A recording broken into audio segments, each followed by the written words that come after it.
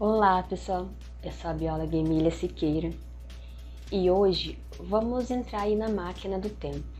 Vamos voltar a 360 milhões de anos, numa era paleozoica e no período devoniano, muito tempo antes aí do período dos dinossauros. Vamos falar sobre a origem dos tetrápodes, em especial os anfíbios e os répteis. Há muito tempo atrás surgiu uma ordem de peixes da Osteolepiformes. Nesse grupo existiu o Panderichthys e o Eupistostege. Esse grupo ele era bem diferenciado. Possuíam os olhos no topo da cabeça, um corpo bem cilíndrico, membros reduzidos e costelas projetadas ventralmente, bem puxado aí já para as espécies que possuíam 4 membros. Porém, eles eram totalmente aquáticos e a transição entre essas espécies e os tetrápodes realmente, existe aí uma lacuna de 20 a 30 milhões de anos sem encontrar fósseis, mas durante os estudos foi descoberto que naquela época existia muita vegetação. Então caía folhas e esses peixes eles viviam em águas rasas. Então para que pudessem respirar, porque as folhas cobrindo aquela água diminuíam o oxigênio, e para que eles pudessem respirar e também ir atrás de alimentos, eles davam umas investidas no meio terrestre. Então por isso que eles foram se adaptando. Agora, passando esse período, um pouco mais à frente, surgiu realmente os primeiros tetrápodes, que são conhecidos como o Ichthyostega e o Acanthostega. Eles eram ainda aquáticos, eles tinham ainda brânquias, se alimentavam de moluscos, de invertebrados, até mesmo de peixes. Porém, os seus membros já eram modificados. Eles já tinham 5 dígitos nas mãos, nos seus membros. E isso serviu para ajudar eles a se locomover nessas águas rasas. E eles tinham um modo de vida como a atual salamandras. Então, se vocês observarem aí as fotos, vocês vão ver como eles se modificaram dos peixes. Ele tinha uma cabeça, a cauda parecida com a do peixe, porém já existia membros. Mais à frente, teve sucesso essa linhagem. E bem no final do período devoniano, lá já para o período carbonífero, teve uma radiação e o surgimento de várias linhagens. Nessas linhagens, as que mais se destacaram foi o Batrachomorphus, que temos a linhagem Temnospondyli, que esse clado ele é mais referente aos anfíbios, e eles tinham uma dependência muito grande da água, como ainda é hoje, né? E essa espécie que eu falei agora, o Temnospondyli, eles tiveram um grande sucesso, porém foram extintos lá no período Cretáceo, tá? E temos os Lissamphibia. O Lissamphibia, eles são os que deram origem agora aos nossos anfíbios, que são a Gymphiona os que são as cecílias, né? Os anuros, que são os sapos, as rãs e as pererecas, e os urodelas, que são as salamandras. Então, nesse clado aí dos batracomorfos, eles têm aquele que é o extinto, que é interessante colocar uma foto aí para vocês darem uma observada, que é o Eriops. Eles realmente, né, foram extintos, mas de acordo com a seleção natural, os Lisanfibia tiveram mais sucesso e deram origem aí aos nossos anfíbios que conhecemos atualmente. Já o outro clado, uma outra linhagem que se chama Reptilomorphos, deu origem aos vertebrados que conhecemos hoje, exceto os anfíbios, né?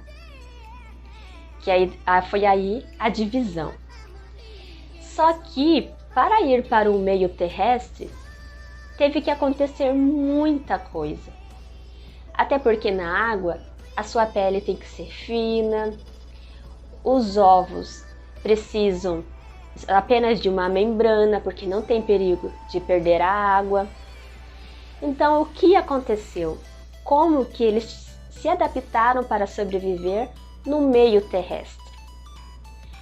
Primeiramente, a gente tem que pensar nos ovos. Ou na parte dos anfíbios, vocês percebem que eles ainda são dependentes aí do meio aquático. Eles são seres não aniotas, pois eles não têm aquela proteção do ânio. Então, eles precisam da água para não ressecar o embrião. Já agora os répteis, por exemplo, que temos os aniotas, eles tiveram uma belíssima adaptação, que foi colocar ovos com umas cascas mais rígidas, com o ânio, onde protege para que eles não percam a água. E qual é a vantagem disso? Enquanto os anfíbios precisam colocar vários ovos, porque sabe que a maioria vai morrer, então eles precisam aumentar as chances, tendo vários. Já os aniotes, que são os répteis, eles podem ter ali poucos, porque eles sabem que vai sobreviver. Outra adaptação, pessoal, foi a pele. Como todo mundo sabe, os anfíbios têm uma pele permeável, então ele precisa ficar num ambiente mais úmido, ele adora sair em períodos chuvosos, não pode ficar muito exposto ao sol, senão ele vai desidratar e falecer. Já os répteis, os mamíferos e outras espécies tiveram a sua pele mais rígida, com escamas, com pelos, e tudo isso facilitou a sua sobrevivência no meio terrestre. Além disso, tiveram que fazer uma remodelagem no corpo. Eles são mais achatados, porque eles são ectotérmicos. E para facilitar a troca de calor com o meio ambiente, eles precisam facilitar aí com o corpo achatado. Então, sendo plano, consegue trocar melhor aí o calor. E os ossos têm a parte que é mais rígida e dentro mais porosa, então eles são mais leves para poder caminhar. Também teve a mudança, com certeza uma grande evolução nos pulmões, né? Então foram se livrando das brânquias e foram adaptando cada vez mais aí os pulmões, a caixa torácica. Agora, como que eles conseguem fazer as trocas aí gasosas? Umas curiosidades aí para vocês. Os répteis, eles conseguem tanto através da sua escama expor mais ou ficar enrugado para proteger, porque quanto mais exposto, mais pega sol. Quanto mais enrugado, mais se protege. A mudança de cor também. Quanto mais escuro for, ele consegue puxar mais a radiação, aí podendo aumentar até 70 vezes a mais a capacidade de reter o calor. E quando ele está claro, ele consegue ficar mais ameno, mais tranquilinho, tá? Agora, quando está no ambiente aquático, quando ele está mais lá no fundo, ele fica menos exposto ao sol. Quando mais acima, mais exposto ao sol, mais quente. Então isso, de acordo com o inverno e verão, vai mudar a profundidade que esse ser vivo ficará. Outra coisa que teve que mudar foi a alimentação. Como os anfíbios possuem uma língua mais comprida para se alimentar aí de moscas, né, dos invertebrados, também tiveram que modificar a dentição. E eles também não ficaram só em ambientes assim amenos, não.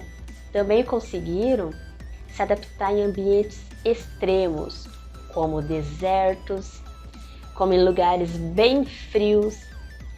E como que isso é possível se eles são ectotérmicos? Ou seja, eles não regulam sozinhos a sua temperatura, eles precisam do ambiente. Mas está enganado quem fala que eles são menos evoluídos por conta disso. Ele tem umas adaptações bem bacanas que eu vou explicar para vocês. Então, os répteis em um ambiente do deserto. Vamos dar um exemplo aqui da espécie Sauromalus ater, que é um lagarto do deserto. Poxa, lá é tão difícil procurar água. Como é que eles conseguem sobreviver? Eles deram um jeito de se alimentar de plantas e invertebrados, porém, eles retiram a água dessa alimentação. Mas sem a água, a gente não consegue controlar a quantidade de sal do nosso corpo, aumenta muito os íons e isso é muito perigoso. É impossível quase sobreviver. Mas eles se adaptaram tendo uma glândula nasal que faz a excreção de toda a quantidade de íons no seu corpo que é acumulado ao decorrer do tempo. E essa excreção ela é até 70 vezes mais concentrada do que a urina, só para vocês terem uma ideia.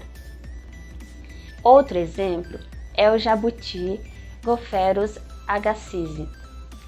Ele vai acumulando o sal e quando chove, ele fica bem louco para beber água. Vai tomando e eliminando toda a quantidade de sal no seu corpo. Então ele consegue acumular para depois liberar. Isso é uma adaptação maravilhosa e muito eficiente para essas espécies sobreviver no meio extremo. E agora, quando está frio, eles têm a capacidade de perfurar a terra, cavar buracos e hibernar. Eles vão hibernar e só vão acordar quando eles sentirem que está apto para sobreviver. E os anfíbios também conseguem viver num ambiente totalmente gelado. E como isso é possível? Prestem bem atenção no que eu vou explicar para vocês. Cada espécie deu um jeitinho básico ali para sobreviver. E eu vou falar de uma forma geral, tá? Algumas espécies cavam buracos bem fundos para proteger eles do frio, hibernando, é claro. Outros vão congelar, mas eles têm uma capacidade de suportar o frio, então eles congelam e descongelam, congelam e descongelam. E isso é possível porque mesmo com o corpo congelado, apenas as células funcionam. Então eles não morrem. Algumas células ali do sistema vital para eles funcionam. Então eles vão voltar a sobreviver. quando, né, aquecer um pouquinho. E outros têm uma proteína que não deixa que os cristais de gelo crescem. Então eles vão ficar congelados só na parte mais superficial, por dentro não, por causa dessa proteína. E essa proteína está sendo muito estudado aí pelos cientistas, porque pensa que interessante para a medicina, assim, um transplante de órgãos, por exemplo. Fazer com que esse órgão não congele, que a gente consiga manter para fazer aí o transplante. Então é algo a ser pensado e estudado. E isso é uma adaptação maravilhosa dos anfíbios. Quem diria, né? A gente olha para aquele sapinho e a gente não consegue imaginar o que os anfíbios têm a capacidade de fazer. Então eles não são menos evoluídos, eles apenas se adaptaram de uma forma diferente. Espero que vocês tenham gostado aí da nossa história. Se houver dúvidas, coloque aí nos comentários. E, pessoal, não se esqueça de deixar aquele like. Se vocês gostarem e querem continuar acompanhando aí o canal, é só apertar no sininho que vocês serão notificados dos próximos vídeos. Muito obrigado por quem ficou até aqui e até o próximo vídeo. Tchau, tchau!